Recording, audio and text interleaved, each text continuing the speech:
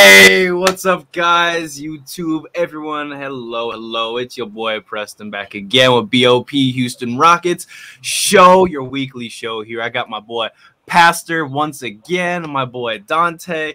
What's up, guys? Yes, sir. All is well, man. I'm super elated to be here, man. Great week for us, right? Well, I haven't felt this clean and undefeated in a long time, you know. Like I said, I don't know when the last time we celebrated Victory Monday, but it's been a long damn time. I don't give a damn who it is against the San Antonio Spurs. They whooped our ass the last couple of times, so this is payback for them. We down bad, huh? Hey, man, what is that TikTok meme? A win is a win. Win is a win, no matter who it is. Win is a win. Yeah, guys. So this week we're gonna talk about this week's slate of games, of course. On top of KPJ's inevitable return, what that meant for the team, the good, the bad, the ugly, of course. Then we're gonna talk about something we haven't talked about too much on the show: Harden's return. Is it possible? Is it smoke? What's going on with that? And then finally, we'll kind of go over the next game, break out some last thoughts, concerns, see what we like around for the rest of the season here. But yeah, let's start off with that first game. The Nuggets. That was a tough game. I'm not gonna lie. Michael Porter Jr. went crazy against us. Jokic, of course. But man, KJ 7 for 13. He's been really efficient since he's not only started in the lineup, but just overall throughout the season. I've just loved everything he's done. He shot over 2 from the 3, but he still got his 15 points, man. 3 rebounds, 2 assists. This was Jalen Green's return game, correct? No, I don't think so. I don't think this is. Was it the one before that one? I think was his return. Yeah, I see he played 19 minutes this game. I just didn't know if he returned before, but yeah, he dropped 17 in that. You had our GOAT Daishen Nix shoot 6 for 10 from the field and have 5 assists. He heard that noise when he was talking, didn't he? I remember my boy decided he gonna mute all of us, man. Make it happen. He did. He really did. And then another notable performance from the night. Again, Tari Eason. Man, I'm getting your jersey next, man. I just love everything this man does. I love every time he get on the flow, dude. Everything he does besides shoot layups, I love it, bro. Everything. He's the best all-around player on our team. I love it. Oh, yo, man. So, first of all, the first quarter, Nuggets couldn't even break a sweat. They didn't break a sweat. I don't think they started hot early in the game. It got to the point to where they couldn't miss. You already know Jokic, had a triple-double. He broke a record on us in pretty much triple doubles for a big. Michael Porter Jr. Had 17 points. 32, Jamal Murray killed us on every aspect of the floor. Wasn't much defense played. Jabari Smith continued to struggle in this game. Shot 4 for 10 from behind. Shot 4 for 10 overall. 0 for 4 from 3. KJ Martin has been playing absolutely phenomenal since he got in the starting lineup. LP in 29 minutes, 3 of 9 from the field. Wasn't too good in this game. Like I say, one much to show for in this game, giving up 133 points. This is a type of game, that Denver was hot. Denver was hot in this game. We couldn't defend the 3-ball. Denver shot 16 threes, shot 40%, 43% from the 3-point line. And you want to know how much we shot? We shot 29% from the 3-point line, 9 of 31 from the three-point line. So that's not going to get it done. We shot 70% from the free throws. Of course, we wasn't aggressive. At this game. Fast break points 22 to 14. Fast break points 22 to 14. Denver outscored us. And then we gave up 62 points in the paint, which is the paint was very, very delicious for the Denver Nuggets. Same shit kept happening. A lot of backdoor cuts, a lot of wide open threes, a lot of miscommunications on the perimeter, and a lot of getting beat to the rim, especially by Jamal Murray, who had it his way. So Denver, and plus Denver, the best team in damn near almost in the NBA. So other than that, Denver played great. They shot the ball well. We didn't. We struggled from the field. We struggled from the free throw line. We struggled grab.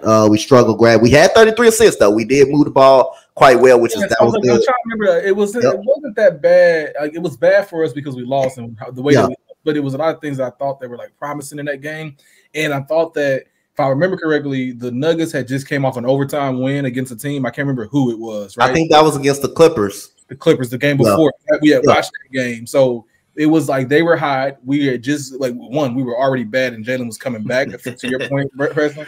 So like a lot of that could be said that because like Nick, this is the game that I thought I was like, man, if Knicks decides to go for like 25, I would like not get enough of Twitter, right? Like Twitter would just be going stupid nuts. So I would give a lot of credit that the team who came in and won was supposed to win. You know, they were the best team in the league. At the same time, I think the Rockets had a lot that was said that was like, okay, I'm okay with that. Like to your point, Tari Eason did well. Christopher did some good things in this game. Jalen Green, he was wasn't again. It was his game back, 19 minutes, 17 points is still good though. So I'm not like tripping on that. But again, there's a lot to be said that was like, I guess I would give credit to. I didn't expect to win the game. I don't think that it was anything about this game that was like frustrated me. Besides the fact that like the things that are just normal, you know what I mean? It wasn't like they did anything that was like abnormal. That like, bro, I don't even remember. I'm trying to look for the turnovers on this game. I don't even know what our turnovers look like. Like we were just on par with theirs, 11 for them, 13 on ours. So like, yeah, it wasn't that bad. So I just give a lot of credit for the way that it was supposed to happen. Like I'm not trying to win that game. It would have been fun. It would have been some trash talking on the internet, but hey, best team in the league almost. Yeah, best team in the league, best team in the West, best team in the West. So not too much to go in all about. This was supposed to happen. Yeah, absolutely. I mean, they came in, did their thing. I do like LP, despite his struggles offensively, he still produced eight assists and a couple rebounds here, along with 2 blocks. That was very nice to see. And then again, I mean, Jalen Green's return game is 17 points, like you said, with 5 assists. So that's another thing that I'm liking. It's like his playmaking, and we'll talk about that through the rest of this podcast. His playmaking, I think it was kind of like last year when he had that injury. He sat out for a little bit.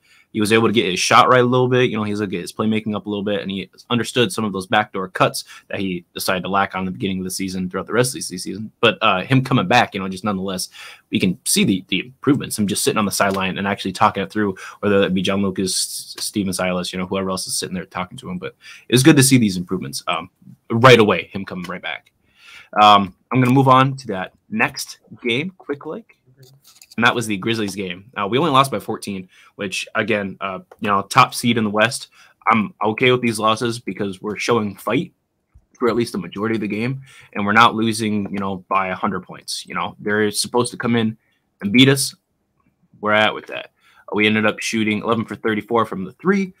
We shot 16 for 25 from the free throw line, and we shot 40% overall from the field. Another KJ Martin. It's so good, man. 19 points straight up, in just 34 minutes of play here. Jabari Smith played just 21 minutes, 2 for 7, 0 for 2 from 3, 6 rebounds. That was nice to see. And then Alperen Sengun, man, he only had 11 points, but he has 5 assists and 8 rebounds. It's was good this to see. The game that he didn't play the fourth quarter, Jabari? Yes. Yeah, I believe. Yeah, it's the game. Yeah. Mm-hmm. So yeah, like do you want to finish real quick? No, please. Yeah. So no, like absolutely. I'll say this about this game was a lot closer. I don't ever want to see Desmond Bane go off for 30. That's one thing that I did notice going back and look at this. He had a phenomenal game, and Ja did what he's supposed to do. For the most part, I think he kind of underwhelmed. He did what he's supposed to do. I will say that close games, and this is not like a 5-point game. This is like, this is a 16-point, I think you said, or 14. Yeah, it was 14-point game, but the game was actually closer than that. Yeah, it was closer than that, right? My point is that you're missing a lot of points from Jabari that don't show up on the scoreboard from missed shots and stuff. These games, a lot of games this season, if you go back and look, we actually are a lot closer than we're supposed to be. But specifically this one, I just have to kind of point out that Jabari is a lot of what's wrong with what's not working for this particular team. Granted, that's okay. Someone else has to pick up the slack. I don't think we had KPJ in this game either, so it's okay. This is a return game. That's actually a return game, yeah. Okay, yeah. So I'm sorry. So 11 and 5. So yeah. So regardless, I think he even stubbed his toe in this one too, which is quite terrible. But the point is, I just think that a lot of what needs to be done or needs to be, I guess, brought to light is that these young guys, or specifically Jabari, is not doing what his expected to do, right? Yes. So that kind of contributes to what you see. But when I watched the game and what I remember from it, was that it was cool majority of the time. I think we had some stints that were like they fought hard, but at the same time, like the team who was supposed to win, it's kind of the same thing, same music to the last game. Team that was supposed to win won, and I would rather be that way than to like I don't believe in tanking, but we're at the point in the season where like it makes more sense to lose these games than to be like trying to go for like feel good wins, if that may be. Yeah. Like Pastor said, rebuttal to what he said. The toe incident, I believe it was the first game against San Antonio when he butted with his toe. That was I think Saturday. We played them back to back, so I think that was when he was messing with his toe, when he kind of was messing with his toe on the bench. But this is another team, it's a top tier team, second place in the Western Conference. Physical, great defensive squad. This game supposed to happen. Rockets fought hard. The score was closer than what it indicate. We was in the game pretty much the whole game. Desmond Bain, who's turned himself into a reliable 3.3 and D type of guy, and he's also strong, bro. That dude is also strong. Jared Jackson Jr., a defensive year candidate, defensive player of the year candidate. Is blocking everything in his pad, but Kevin Porter Jr. was rusty. He was kind of rusty a little bit. Come his first game coming back after the toe injury, so kind of not upset about that going to 3 for 11. You should expect that especially against a good defensive team like Memphis, for him to come off that injury and shoot 3 from 11. Not upset about that. But Jabari Smith, continue missing open shots. But then again, it's just frustrating to watch him.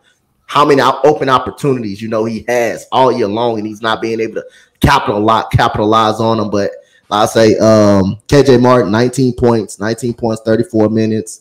Guzman Garuba coming off the bench, and how good has he been shooting? Man, this dude's been shooting great. Really. The Oos has been loose. He's been hitting those shots. We gonna get to those next 2 San Antonio games. Jason Tate comes off the bench with 11 points off the bench. But other than that, this is another game that it's supposed to happen. Top 2 team in the Western Conference. A great defensive team. They made 17 threes. We only made 11 threes. We shot 64% from the free throw line. Shot 64% from the free throw line. Turnovers 13 to their 8 turnovers. 11 points off turnovers. Also, and they had 44 points in the paint. So the points in the paint, that was we outscored them 46 to 44. But again, other than that, another game we supposed to lose. Another team that came in our house and just handled business. So, but the game was actually close. So we actually fought and competed in this game. The game was actually close. Definitely, absolutely. Something I really like to see at Usman Garuba, going back to your point earlier, is bro shot 4 for 4 from the free throw line. I like to see that, man. If our big man can be shooting free throws consistent like that, I will absolutely take that any day of the week. One concern, not get really concerned, but something I noticed is that our boy Ty went 0 for 5 from the field, 0 for 4 from 3. Yikes. Yeah, I heard Dacian. Go ahead. Yeah, and then Dacian, he shot 0 for 3 from the field, 0 for 2 from 3. But he made half his free throws, 1 out of 2. So, I mean, he put points up on the board. The amount of like non-criticism Ty gets is so funny to me because like I'm a Ty like guy too. I believe I'm a Ty fan too. Yes, right, yes. Right. But the amount of people who go out, they say, "Well, his misses look better than Knicks's." It's like so funny to me. It's the same thing we got on like Cade Cunningham last year. It's like, it's just like it's a 3, but it's all better. It looks better than Knicks threes. I just prefer those types of misses than the. It's so funny, man. Like, yeah, but I mean, granted, I think Ty, he has some future, so it's fine. It's okay. Hey, I mean, we know he can shoot shots, man. He took 5 shots in 5 minutes. I mean, at least he's willing to go out there and bang away, even if he's missing. Right. We need more of those guys to just be a little bit less fearless, but at least be like better shot IQ, not trying to take it up like Jordan with 4 people in the paint. But it happens. They're young. They try to look cool, get the highlight. It happens. But all in all, again, we were supposed to lose. We came in, did our thing, gave them the dub. I just like to see that our guys are, steadily improving in certain areas. Again, I can't tell you how many times we've had at least more than one player shoot 100% from the free throw line this season, let alone, in a game together. So that was nice to see. And then again, Jalen Green doing okay, 7 for 18, and KPJ coming back. Yeah. Good job, Memphis. Spurs. This is what I want to talk about, man. This is what we're waiting on, man. Back to back. When was the last time we went back to back? 94, 95, I think. Yep, 94, 95. That's the last time we went back to back right there. I was born. That is, man. Oh, yeah. Let's jump right into this one. I did like, look at this. KJ Martin played 30 minutes, 50% from the field. Yeah, four turnovers, three personal fouls. But he's a plus 17 in minutes where we only won by 12. I'm cool with that. I like that. KPJ played better. Was this the game that KPJ decided to do that double step back hezzy at the top of the key and beat the buzzer? I think it was the last game. That was the last game? Yeah, man, KPJ, it's just, tell me, am I wrong? All right, chat, everyone, let me know. Our team just looks better with KPJ on the floor. Man. So everyone knows me as a KPJ stan. I don't know why I get stanned a lot for supporting the guy on my favorite team, but I just like the tones are changing. I hear so much conversation on Twitter. I'm in so many places and spaces where I have to now try to be able to speak at least informally about things that are better. And people are coming to the side of saying, well, if he continues it and he can say that his personality fits and he can actually contribute to winning basketball, then it can be better for him. So I would agree to that. KPJ is a talent today. Yeah. When you saw the last two games, and I granted it was against the Spurs, but that's the point. Good players go out there and perform when they're supposed to, and he did that. The team does look better with him on the court. Granted, how you use him affects how good he can look. For instance, the year before where he was the only guy, not the year before, 2 years ago when he was the only guy on the roster, he put up 50 and 10, right? He did. Because that was the role you asked him to do. And then this year they're asking him to be more heliocentric and a point guard. He can do that 16 and 8, 16 and 5, 16 and 6. You know what I mean? I think that's where he kind of like the point guard version of Kevin Porter looks like. Next year, when we get a new coach, you'll see a different and even still a good version of him because he'll do what he's supposed to be asked, and then he'll also do it at a good level or a good rate. Will he be the best at it? Maybe one day, not right away, not immediately. But the point being is that this team, you can't deny that this team has benefited from him being on the court and being as stable as a scorer he is, regardless of anything else. Yeah. This game, though, I think defensively he didn't look well to me personally. There was a lot there that I didn't like from him. But I said it from a lot of players. Like I think this game, even though we won, we kind of kicked ourselves in the head a lot. I'm sorry that we kind of made a few mistakes here and there. But like to your point, Prez, I think that I'll stand 10 on that this team is better with him than without him, at least for this season, and then we'll kind of figure out the rest later. Yes. Yeah. Jabari Smith stepped up in this game, 5 for 7, 1 for 3. Like the energy in the second quarter, at the end of the second quarter, like the way we closed out that. You remember the first two times we played these guys, we had all the momentum in the first half. Then the second half was all kryptonite. Every time, the last two times we played them, they blew us out in the second half. But to me, in that second half, Tari Eason coming off the bench again with 20 points. I think the hustle, the energy of him coming off the bench, being able to play some great defense. Kelvin Johnson did not play this game, but he did play the last game. But the defensive intensity definitely was very good in that second quarter, especially at the closeout end of the second quarter. Then the third quarter came up. You start seeing guys, helping each other a little bit on the defensive side of the ball. You start seeing us hitting some shots, moving the ball around a little bit. You start seeing us force some turnovers, which was able to get out in transition. Especially Tari Eason was all over the damn floor in this whole game. He was all over the floor this whole game. He definitely had an impact. KJ Martin had a dunk contest. He didn't win the dunk contest, but he had a dunk. He had a dunk contest in the second quarter throughout the first quarter. So I like the way they ran that pick and roll with him and Kevin Porter Jr. That's one thing I did like about in Alp. Was able to get any shot he want in the paint. And, the move of the game, how about the windmill dunk by Jalen Green? The windmill dunk definitely got everything going. Daishen Nix had a solid game. He had a solid game, in 18 minutes. Josh Christopher, love when he comes in the game. Instant offense, energy, scoring goes up. when he comes in the game. Garuba 3 from 3 from the 3-point line. We look good out there. The energy looked good. Ball movement was solid. Garuba hitting threes in the corner, top of the three. It was all around good team win. Alp had a double-double, 16 and 10. KJ Martin had a double-double. Two guys had a double. Both of our big men, our small forward and him and Alp had a double-double. So that's good to see when both of your big men has a double-double. But the energy was really good in the second, third, and fourth quarter, especially the intel in that second quarter. And the bench definitely did an amazing job of coming off that bench and scoring. So I really liked the way this game went by our players. I just want to say real quick before we move on or anything else is said, we had 14 offensive rebounds. 5 came from LP. Oh my gosh, bro. Just hustling on the glass, man.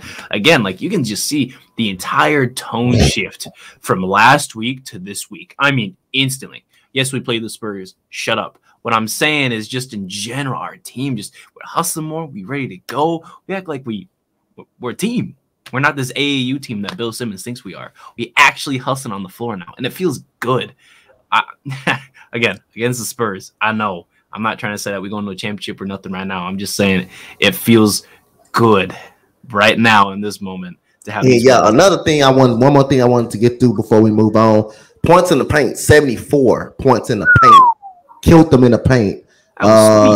Also, 30 fast break points, which I was talking about when we was making them turn over the ball. They had 15 turnovers when we forcing turnovers or getting the rebound and getting it out in transition. We was able to capitalize off that.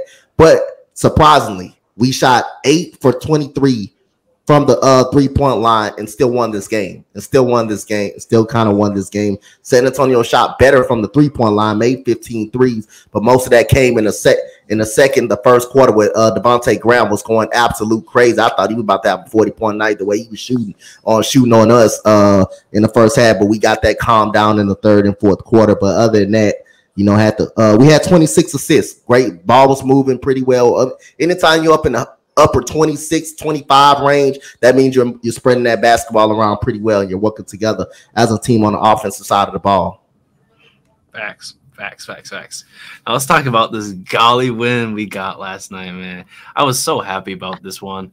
110 to 142 in a dub. This young core dropped 142 points on the Spurs with Keldon Johnson playing. Jalen Green dropping 31 points. He really showing out why he the future, no cap. KPJ, 19 and 13, bro. Look at this. Alperen Şengün, 15 and 14.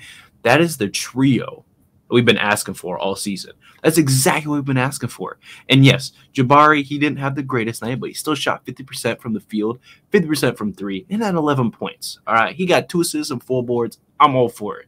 But that big 3, that was exactly what we've been looking for all season. They all balled out individually. We blew this team out of the water. This is another tanking team. Love it. 2 things I'll say was that, like, between the last games against the Spurs and this game too, I think that they did a good job of being unselfish, more so in the second game than the first one. The first game, they were like teetering it a lot. Second game, it was like clear that they wanted to pass the ball to each other. To your point earlier, I think Coach, you brought up the fast break.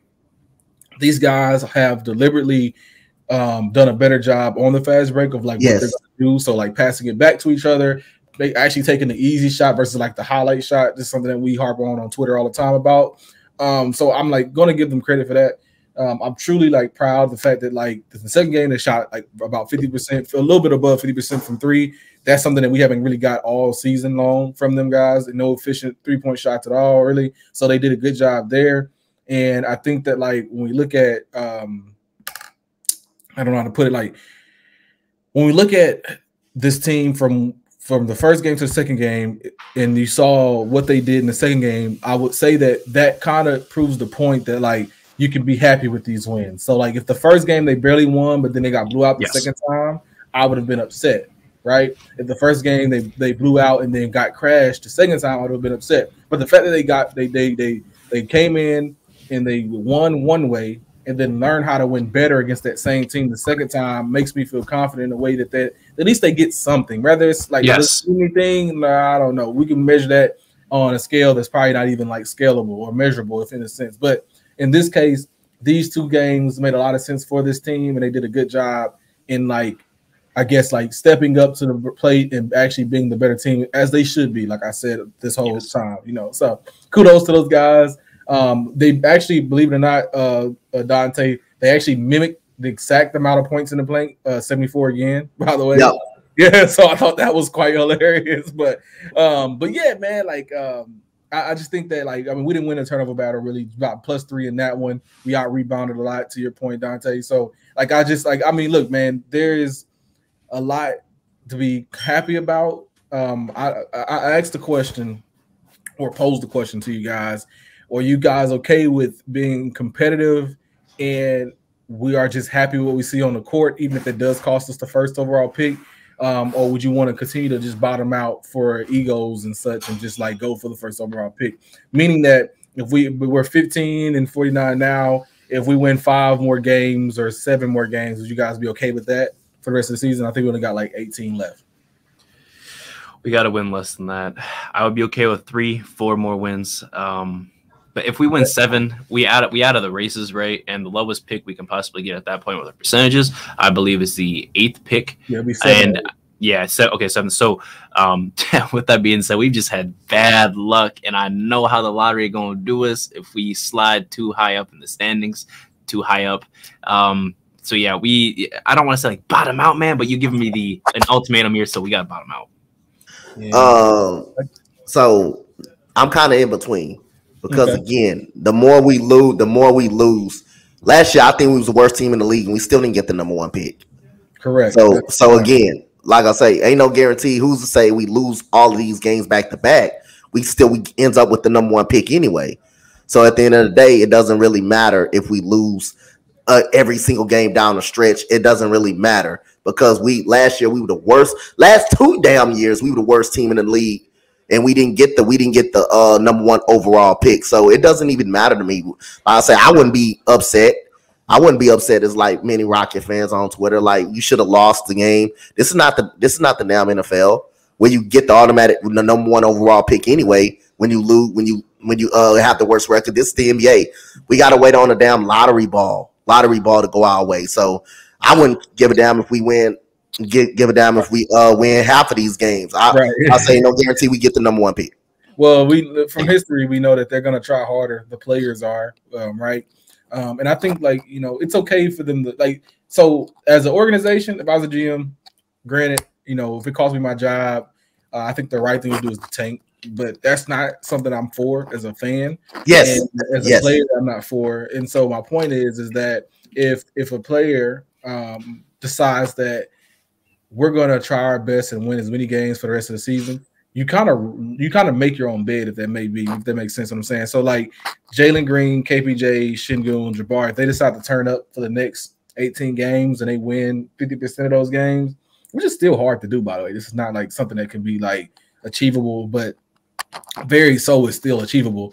Then you can clearly well, look, we didn't get the first overall pick, we didn't get the second overall pick, but we got the 6th, and with the 6th, we can either trade that for some piece to pair with whoever we may get. That conversation's for later, or we can pair that with some more young guys that may fall in the draft that we didn't think was going to be there at 6. So the point is that I think you kind of got to let these guys fight on their own accord, see what they're about.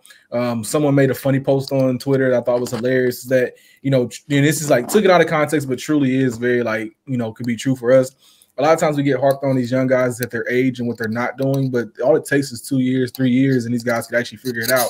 They could be the worst team in the NBA today, and next year they could be middle of the pack, and then after that they could be in the conference finals fighting for a chance. So once they figure it out is when it actually matters. You know what I'm saying? Once they get to that point. So if they're gonna start if they're gonna start the next game, which is tomorrow, and they're gonna try their best, I'm gonna support them. You know what I'm saying? I'm not gonna sit here and say lose. No, I'm gonna support them because I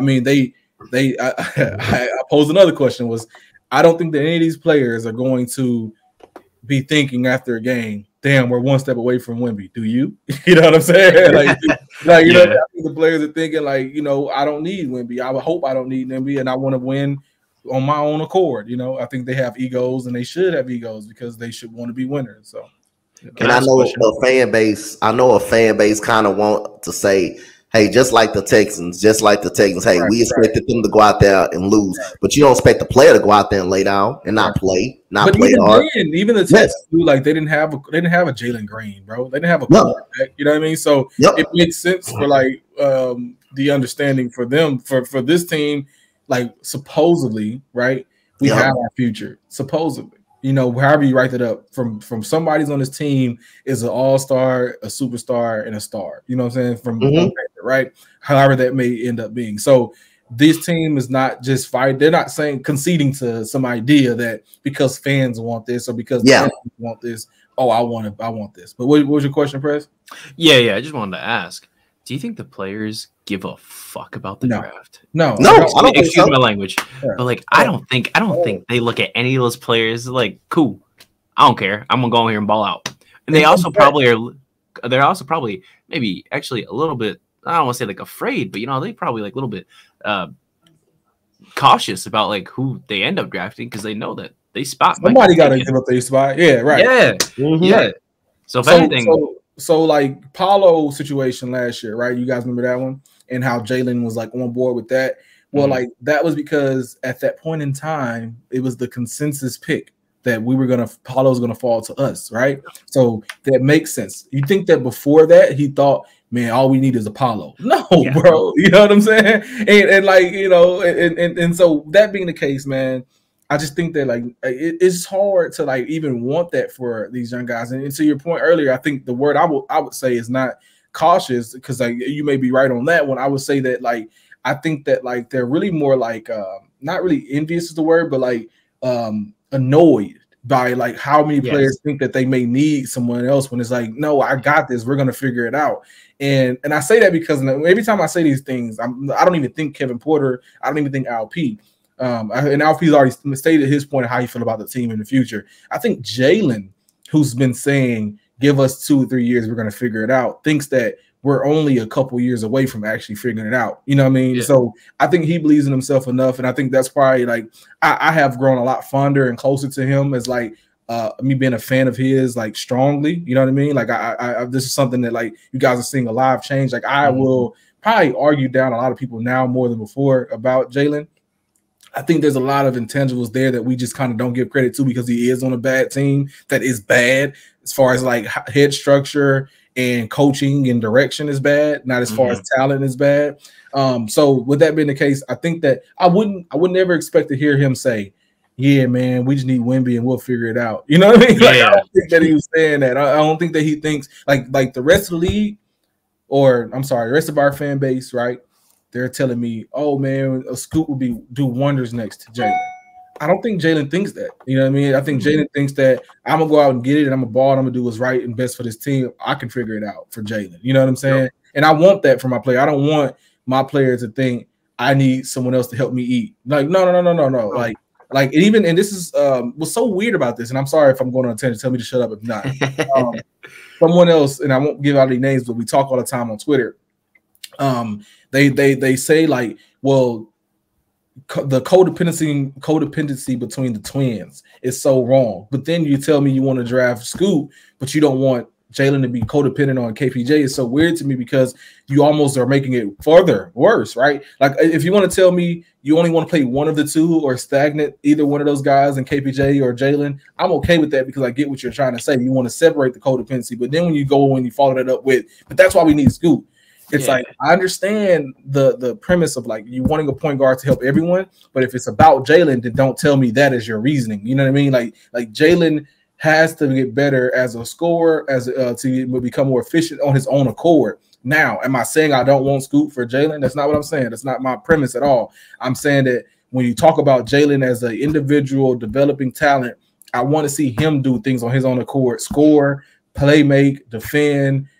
Finish at the rim, right? Make winning plays, make game-winning shots. I want him to see him do that on his own accord and be a creator, self-creator, because I think those things are what I think winning championship teams have. You know what I mean? Now, granted, I'll give you an opposing thought. Draymond creates for Steph, what leads to championships, sure. But at the same time, Steph comes down and contribute the most amount to the team scoring, right? So it has to be some dynamic of that. I don't think there's anything wrong with it being KPJ, it being Scoot, but I don't think any of those guys on the team are currently wanting we need Scoot for that to be successful. I don't think that's like any form of like, a thought that comes through their mind. I absolutely agree with you, man. Yeah, I don't think I could have worded that literally any better. I love that. Dante, any thoughts on this? Yeah, man. Like I say, I don't believe a player gonna go out there and just lay down. I believe guys they're gonna continue to go out there and try to fight hard as much as they can.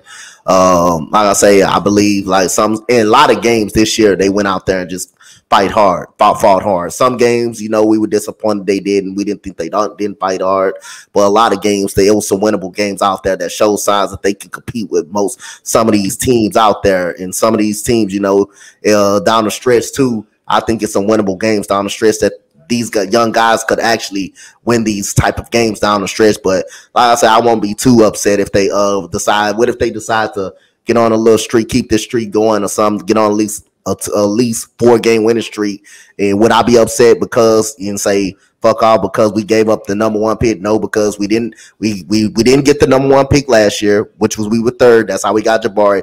And then how we got Jalen Green, we were number 2 overall pick. We had one of the worst record in the league. So the ball didn't fall our way the last 2 years. So I wouldn't be upset about that. Hey, coach, if the trend is proper. Yep. The trend is proper, right?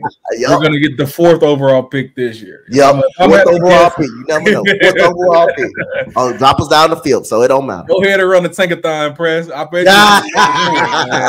you. Man, last time we dropped all the way down to 5th, man. I don't even see, that makes me. We're not jumping from. The universe doesn't go 2, 3, 1. I don't know what code that is. It's gonna be 2, 3, 4. If I know universal work. I mean, when is the last time we had the number 1 overall pick? When we had Yao Ming, that was the last time we had the number 1 overall pick. Is that the last time? I think that's the last time we had the number 1 overall pick. What is that? 2004? I think that was 2003. 2000. I think 2002. Was it 2002? I think it was 2002. That's the last time we had the number 1 overall pick. I believe, and that was Yao Ming.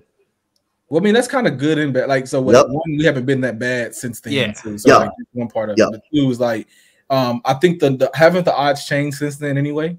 Yeah. Right? Yeah. Yep. So it's like it's not even like the same spectrum. But the point is like, I mean, getting number 1 is it's not even like it's bro.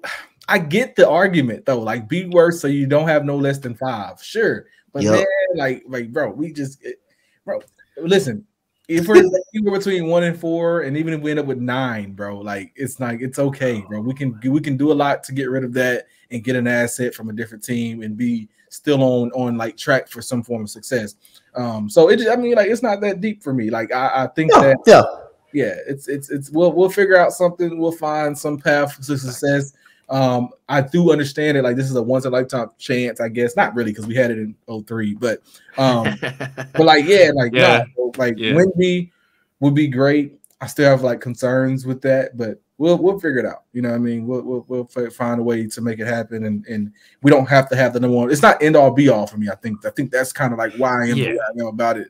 We don't have to have it to be successful. I think there is a numerous of paths to like find a way that this team wins, and I think it starts with coaching. If you know, you know. If you know, you know.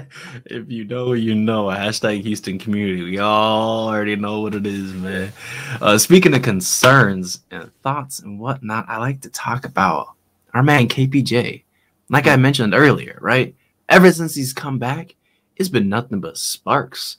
And you can say what you want, but love in the air, man. It just feels like Jalen finally got his brother back, and like the way that they feed off each other. Not even necessarily that they're creating like literal shots, but it's that hockey assist that I'm liking between the two as well. You know, I've been noticing those guys are sharing the rock a lot more than the beginning of the season. Like they was trying, but it was still a lot more like ISO ball, you know, Houston style ISO ball. But it's just, you know, these last couple games, you know, and I see that we have gotten away a little bit from Shen Hub. But we're also still including some of that post offense from Şengün. We're somehow running this, like, I want to say triangle offense because it's not triangle offense, but this trio of playmaking between Jalen, KPJ, and Şengün. I don't know what it is. if it's just KPJ coming back, but where was this earlier? To answer, from my understanding, I think like to not overstate, we are doing hockey passes a lot more. So just trying to get the next man open. People are passing up shots, and then I think the guys are just better at creating for themselves as it currently stands. How long will that last, and then how much effort is that gonna like? So like for instance, if we're playing the Nets, right? They're a lengthy team. Yeah. How would that affect our ISO ball and self creation, and then also that would affect how many assists we get, right? And then in the case of like what the pool we were just playing with the Spurs, so therefore hockey's assists were a lot easier, room for error, you know what I mean? Because we're playing someone else on our level. So I don't want to like overstate it and be like head over heels about it, but I will say that like the effort and the idea was there. You know what I mean? Like I saw some passes, and this is something that like we kind of like scoffed over, but the type of passes Kevin Porter Jr. were making were like point guard. They were the type of things that if he was coming out in the draft, that you guys would be talking to him and like of the school such, right? So like, yeah, man, they did a lot of things correct. You know what I mean? And they were supposed to, and I like commend them for it. But yes, you are right. I would say it's just hockey passes. I don't think that outside of the shin hub thing, I don't think that we're doing like the shin hub thing as much as we should be doing. Yeah. I don't think that like Jabari's self-creating is there enough. I don't think that like Jalen is doing enough playmaking, but he's done a great job with the few that he has had out there. He's increased more too. Yeah, he has just within these last couple games. Yes, right. So we'll see how it goes out for the rest of the season, and I think that's the biggest point. So remember, we had this segment on our last pod. Like, what do you want to expect to see from the guys following the rest of the season, right? And that was one of my points, was that I want to see more professionalism and more effort in making the right plays. That's all I really asked for. Mm-hmm. The last game was the first game that gave me actual effort. You actually saw, and we were nitpicking on the broadcast at Rockets Watch, was like, I saw Jalen get back a lot. After he made a shot, there wasn't a whole lot of celebrating for me. There was a couple times where he missed a couple of shots where he got lackadaisical and walked back because he was upset with himself. But for the most part, I wanted to see him actually like be a professional and get back. There was a dunk he made where KPJ walked up to him to celebrate, and he damn near just walked past him. Like it wasn't no like diss or anything. It was just literally just like a let's get back to work. You know what I'm saying? And I'm proud of that. That's what I want to see from him, and I want to see that trickle down to like other players too. Another player that does this is Tari Eason as well. Tari Eason's done a good job of that, of just like getting back to work. So yeah, man, I think it's that effort in like the hockey pass, getting it to the next man, and like. And believe it or not, this it starts with KPJ. KPJ has deliberately passed the ball up first. Like, don't take forever to do it. He has done a good deliberate job of like getting the ball out of his own hands. So, it works. Yeah. It was a point of time, like Pastor was alluding to in the game. KJ Martin had a wide open three. He sacrificed that wide open three to give it up. I believe that was in the third quarter to give it up to KJ Martin. And I think we got a turnover on that. We got a turnover on that one, or KJ Martin either missed it, not sure. But the fact that he's willing to pass up an open shot to get a shot from somebody else, to get a ball up to somebody else, that actually felt some type of good from having your point guard to miss to not attempt a wide open 3-pointer, but then the guy kind of rotated back a little bit, took a half step to Kevin Porter Jr. to give it to KJ Martin. But other than that, it's the fact that Pastor said that he passed it up, the open shot, just to give it to somebody else that was open too. So that's a good thing to see right there. And then, like I say, they play like they want to go out there and beat San Antonio. Mm-hmm. They play like they want to go out there and do it. And that was one good feeling to me. I don't know the last time we beat San Antonio that long, that good, like that, scoring 142 on a Popovich basketball team like that with Keldon Johnson and Devin Purcell, I don't think those two played in San Antonio. So to feel good to beat them with their best two players on the court, that feel good. The defense, I like the way the players were getting up. They were motivating each other. They were happy for each other every time someone scores a basket. I just like that type of energy right there, and those guys showed it on the court. They shot well from the 3-point line.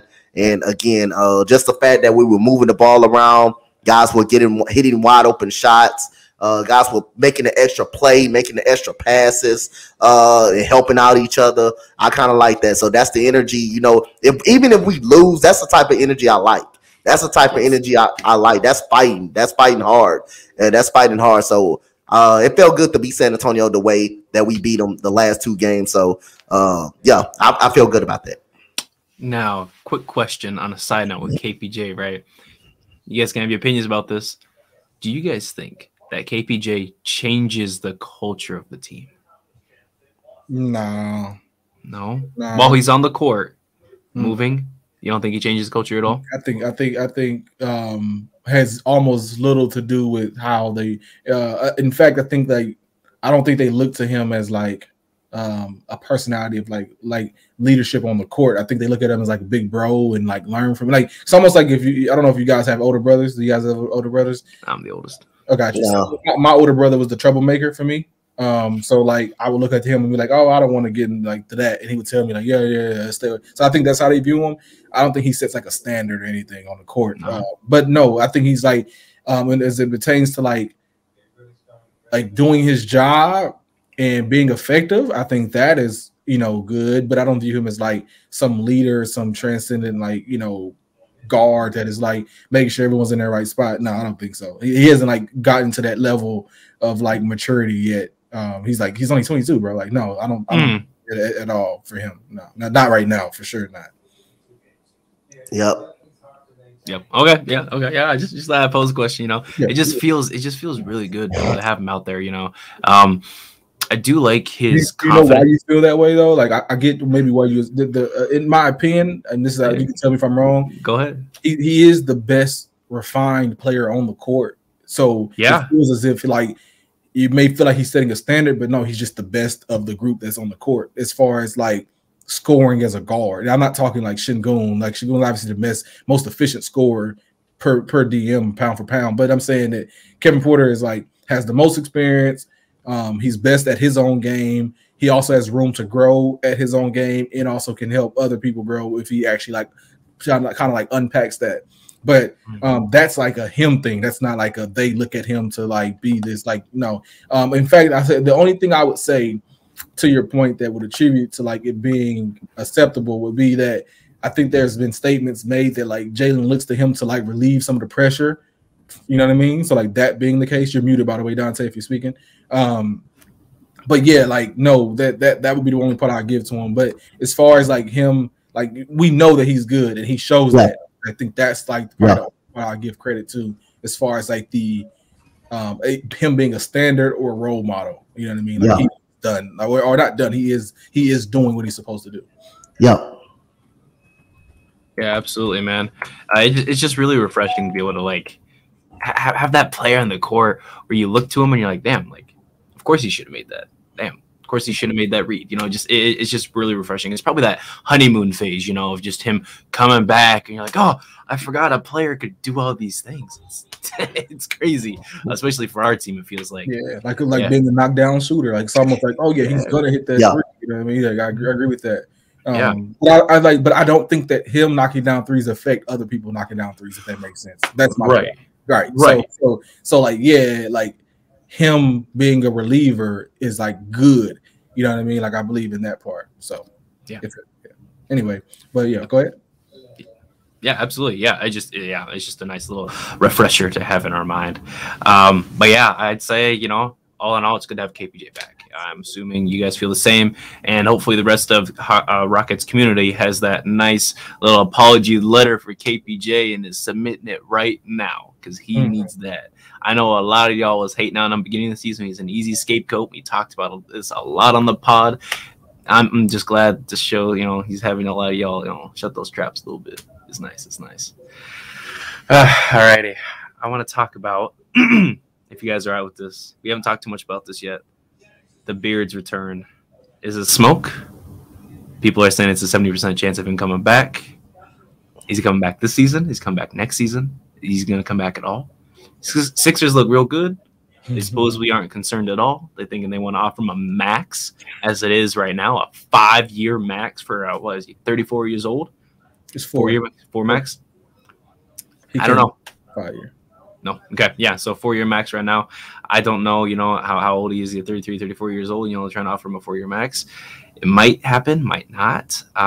Me personally, I don't know what, obviously having James Harden back on this team, depending on how the draft goes, would be phenomenal.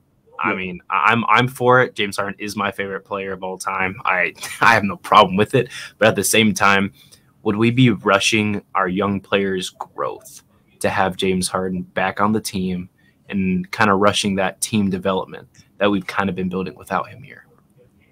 So okay, so let's answer your question first. So if him comes back, if him coming back, you feel like is rushing the growth, then just a little bit. Oh yeah. I mean, that may have precedent. I don't think so. But if it has precedent, then that just means that we get rid of a player that we shouldn't have, and then someone has to step up. And if they don't, they get rid. They are going to get shipped out to some degree. The player I'm most afraid of is Jabari. I think that Jabari, if he doesn't step up when Harden comes, then like that would be something that like I would actually be like upset to see, because Harden contract will be over and he will retire before Jabari reaches his prime, which is kind of like unfortunate, if that may. But yeah, I would like to see some form of fire be lit, right? We're gonna have a new coach. We're gonna get our start back. We're going to have players in there going on their second and third years. You know what I mean? So there has to be some change. You know what I mean? Like, it's not going to all be the same. And if it is, then it just only speaks confidence into what, like, the process was and, like, our draft and, you know, and our belief. But yeah, man, like, there's a space where, you know, rushing the process isn't a bad thing. You know what I mean? Like, and I'm saying not, like, getting people out rushing the process. I'm saying that, like, the pressure is on. You need to perform or you're going to get kicked or dumped out. And what you're going to see is, and I'll give you like, so off of today's analysis, right? So looking at it today, Christopher, Tari, KPJ, and Jalen and Şengün would thrive in that environment, I think. Even KJ, I would even say KJ too. So that's 6-7 players, I think, including Harden, that would be ready to like contribute to the court and actually be ready to like showcase their talents and actually put some form of winning basketball together with a better coach. So, I mean, like, I could be okay with lighting a fire to someone's ass. I mean, like, that's cool. You mean that also allows you to go out and recognize what you have, right? So, James Harden is a smart basketball player. These young guys will be next to him. They'll get to learn from them. And then now you go into a season where if you don't perform or we showcase you and you don't perform to the standard that we want or you don't fit what we need from you, then we can now trade you to a different team and get some asset back. So it's actually like a win-win. So like I wouldn't even want to frame that as like a bad thing, lighting a fire.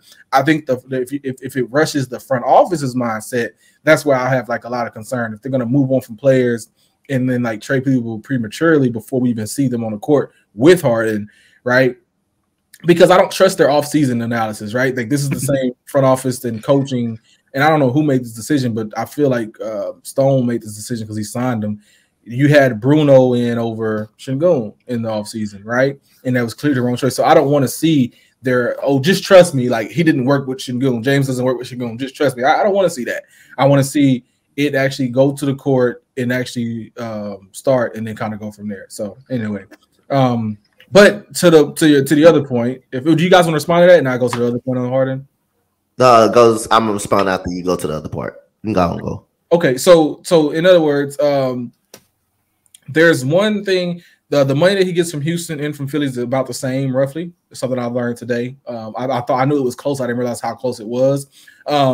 And then 2, there's no 5th-year option because he turns 38 at the point, so he can only get 4 years on the extension anyway. Oh, okay. Yeah, and then also I pose the question to the people who don't believe, like, oh, why would he want to come back to Houston? Should he want to win? What would be ideal for a reason why he would want to come to Houston if it didn't pertain to money, right? So the money's the same. The rumors are coming out. He's doing the same thing he's always done, where other people are speaking for him. He's not saying it out of his own mouth, and his destination is home. What would be the reason? It would have to be something personal. It would have to be something that he has comfort in. You can make it some evil conniving thing. I heard people say, well, maybe he just wants control again. Someone told me that maybe he doesn't like playing next to Embiid because he's second fiddle. And I was just like, that's wild to me. So anyway, the point is that there is a real reason why. There's a truest sense why. I do know why. And if it's strong enough, then I will say that yes, it is. But does it fizzle out by May? Maybe, may not. The point is that he has his reasons, and the money and stuff doesn't even play a factor. You know what I mean? Because it's the same amount of money. Winning and stuff doesn't play a factor because if he wins this season, it's even more reason to come home. It's not like he's going for 2 or 3. And if he doesn't win, it's like it's nothing changes about him. He's already still marked himself as one of the greatest basketball players of his era. You know what I mean? Yes.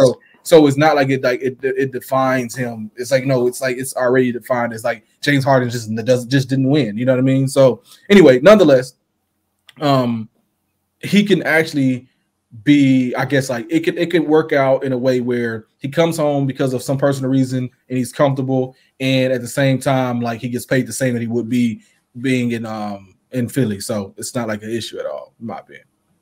For one, I think he kind of missed Houston. Only reason he got up out of here because he wanted to win a championship. He didn't want to go his career without winning a championship. So other than that, if he doesn't win a championship this year, or he does win it, I think it's strong consideration he still comes back to Houston. If he doesn't win or he wins it. I think it's definitely a strong consideration that he does come back. And then I think, like Pastor said, getting a new head coach, plus getting him to provide some leadership for these young guys. And it's going to be a lot of pressure on some of these young guys if he does come.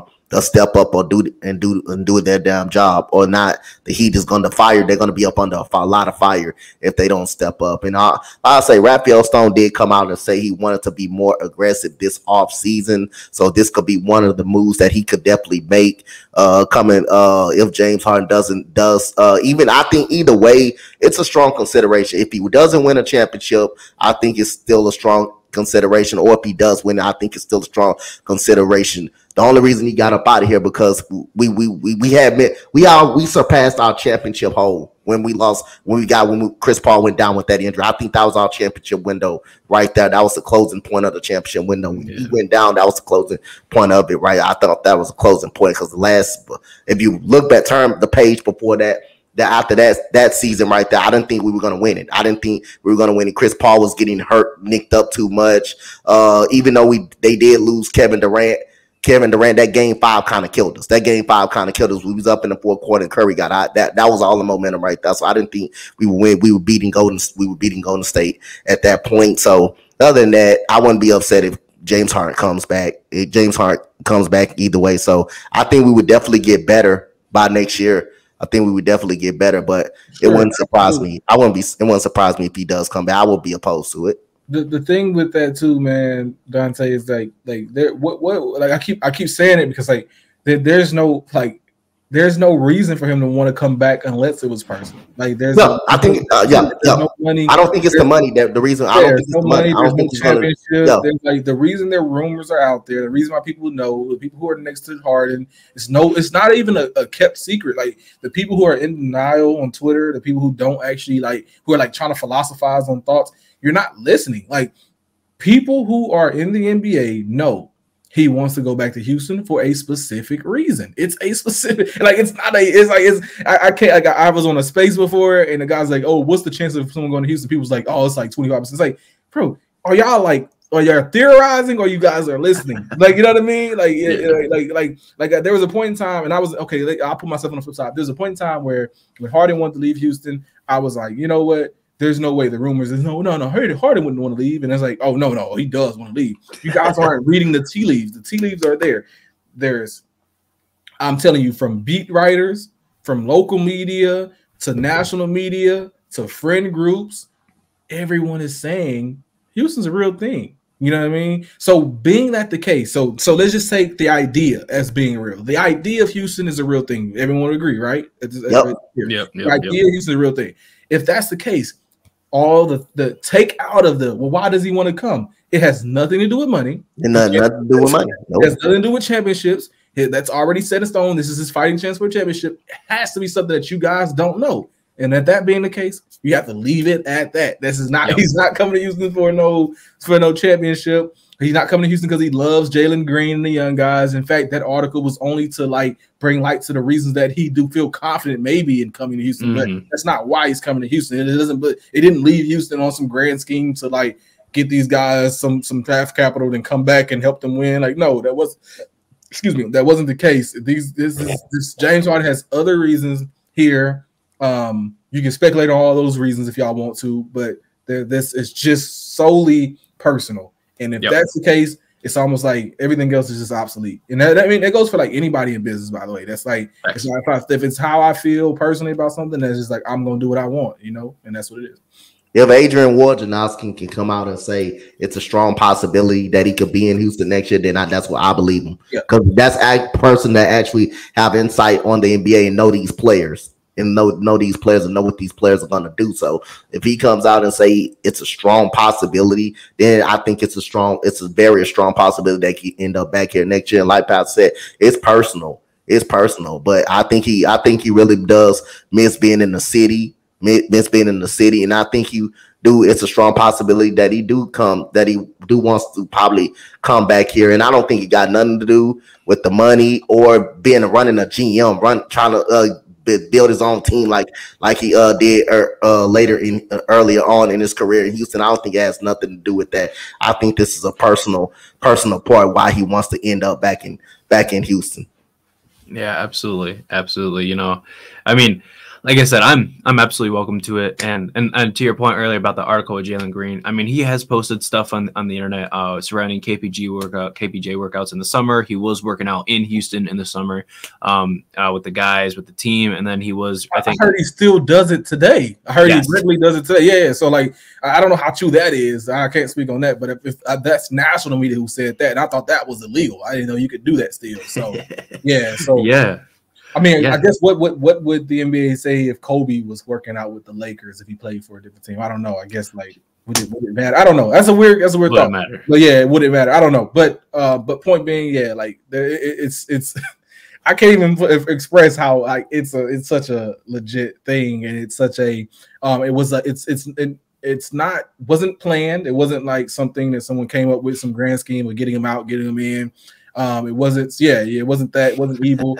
It wasn't expected. I think even from himself and his party side.